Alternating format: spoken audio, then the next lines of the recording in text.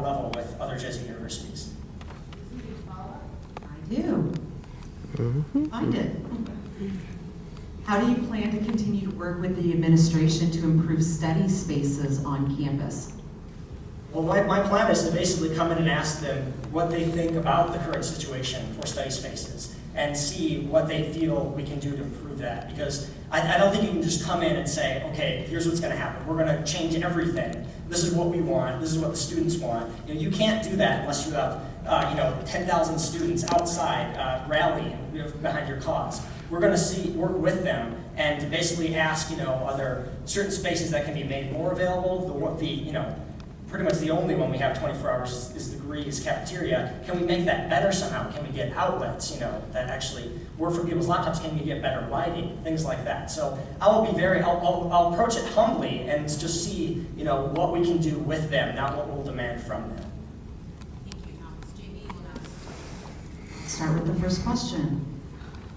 What are your plans to continue to be an advocate for extended library hours or a 24-hour library in the case that the current library task force does not accomplish their goal this year? Thank you.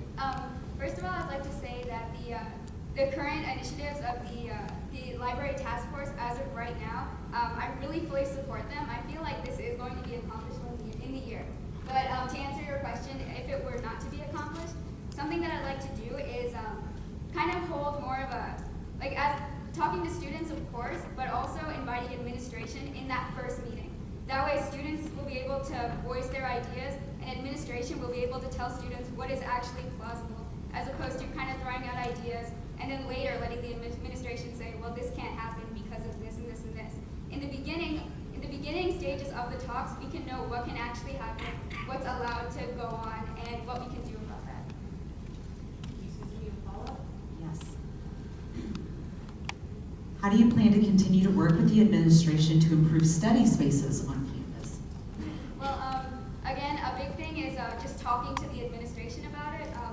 I guess in working with the administration, we can first find out what spaces around campus would be most efficient to use 24 hours, and also kind of cost of having security and keeping the place open, how much it would be.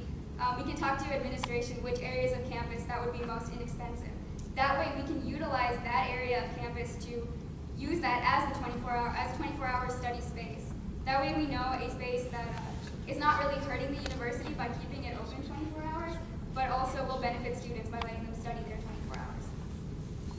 Thank you very much. You will now have 30 seconds to ask Jamie a question. Thomas? I've got this kind of two-tiered, so you can just bear with me. First, you talk about SLU's reputation at your website at theremedy.150m.com, and yet one of your main goals is to make our transcripts more forgiving, if I understand correctly. Well, that could be popular within our student body.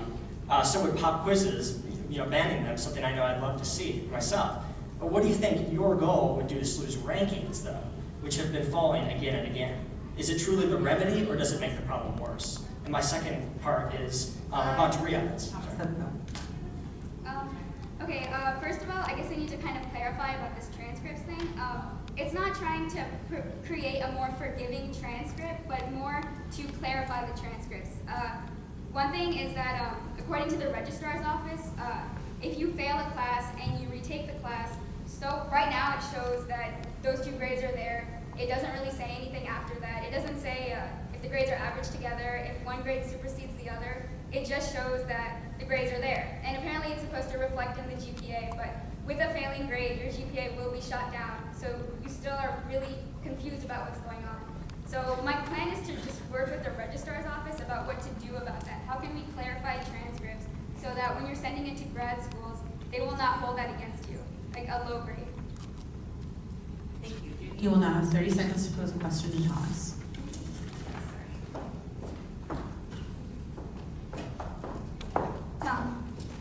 A big part of your platform has to do with upholding and supporting current initiatives around campus, such as the 24-hour library, increasing scholarships and career services, aka things that are already taking place now. Because of the tremendous amount of work and the likelihood of these initiatives getting done soon, the role of supporter will be an obsolete one.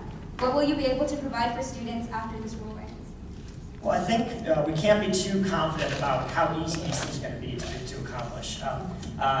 I've seen them actually. It's kind of funny because when I had my interview with new news, they were very skeptical, and I think that's understandable. A lot of students are very skeptical too that these things are actually going to happen. Sam Howard and the current administration has tried very hard to get them to happen, and if you know Sam Howard, she's good at getting things done. She talks to people a lot, and I don't think we can be so confident about it. We are going to have to work really hard. If we do somehow succeed, I have a lot of platform points. If I get them all somehow finished in next year, that'd be amazing, and I will find new things to do, absolutely. I care more about SLU's reputation and rankings and the quality of education here than I think I possibly could, and I'll do whatever I can, and I'll be open to your ideas and anyone else's. Thank you. That concludes our